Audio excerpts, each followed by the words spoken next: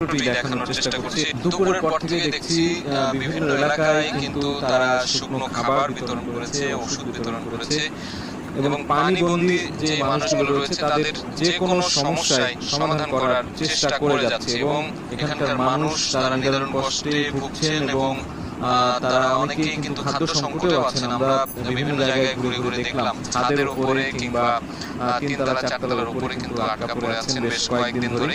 তাদেরকে যারা অসুস্থ রয়েছেন, গর্ভবতী কিংবা অন্যান্য অসুখে পড়েছেন, তাদেরকে এই যে নৌবাহিনীর যে রেস্কিউ টিম রয়েছে তারা বিভিন্নভাবে সহায়তা করছে, এখান থেকে উদ্ধার করে নিয়ে যাচ্ছে শহরের অন্যত্র এলাকায়।